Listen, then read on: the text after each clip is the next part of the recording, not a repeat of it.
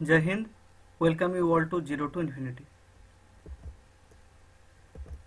आज हम बात करेंगे electric field intensity due to a point charge.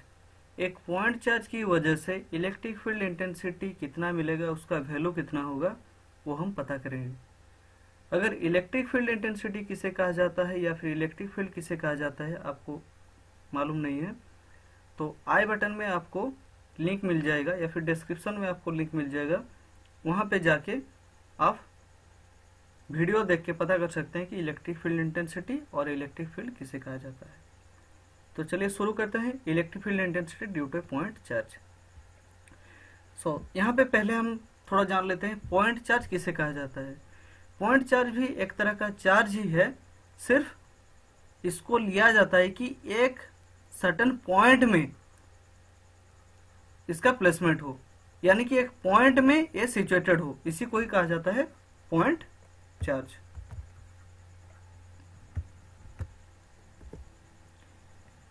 एक चार्ज लेते हैं Q जो कि पॉइंट चार्ज है, और दूसरा चार्ज लेते हैं Q0 जो कि पॉजिटिव टेस्ट चार्ज है। हमें पता है कि टेस्ट चार्ज वही होता है जिसको हम इलेक्ट्रिक फील्ड इंटेंसिटी को टेस्ट करने के लिए, उसका वैल्यू कितना होगा वो जानने के लिए जो चार्ज लेते हैं उसको हम टेस्ट चार्ज कहते हैं। जो वीडियो लिंक है उसमें जाके देख सकते हैं टेस्ट चार्ज किसे कहा जाता है, इलेक्ट्रिक फील्ड कैसे निकलता है वो आपको पता लग जाएगा। तो जो Q0 चार्ज है ये इस इलेक्ट्रिक जो Q चार्ज है इसका इलेक्ट्रिक फील्ड के अंदर ही है। Q का जो इलेक्ट्रिक फील्ड है उसी के अंदर एक Q0 वाला चार्ज है। इन दोनों के बीच की जो दूरी है वो R, और इन दोनों के बीच जो फोर्स पड़ेगा वो होगा F।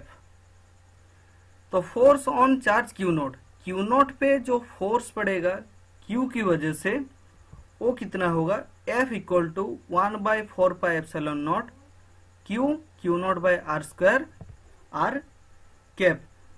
आर कैप हुआ आपका वेक्टर जो डायरेक्शन बताता है कि इसका डायरेक्शन P से F की तरफ होगा, यानी कि इसी डायरेक्शन में इसका फोर्स पड़ेगा।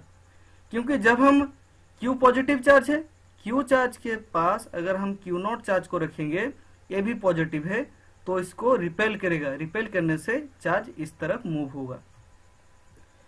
अगर इलेक्ट्रोस्टैटिक फोर्स के बारे में आपको जानना है तो डिस्क्रिप्शन में मैं लिंक दे दूंगा, वहां पे जाके आप इलेक्ट्रोस्टैटिक फोर्स के बारे में जान सकते हैं। RKF is the unit vector in the direction from Q to Q0.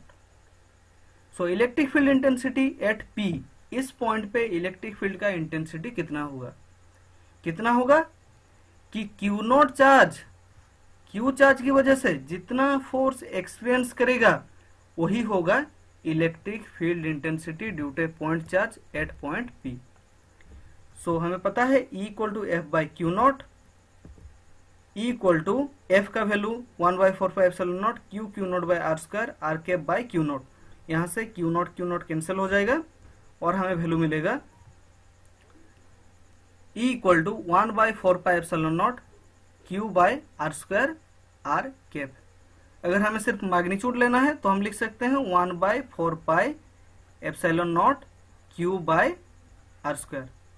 अगर हम वेक्टर फॉर्म में लिखेंगे तो इसमें डायरेक्शन ऐड करना होगा जो कि r कैप है। Thank you. अगर वीडियो आपको अच्छा लगा तो वीडियो को लाइक कर दीजिए, दोस्तों के साथ शेयर कर सकते हैं, चैनल को सब्सक्राइब कर दीजिए और बेल आइकन दबाना मत भूलिए। Thank you. जय हिंद।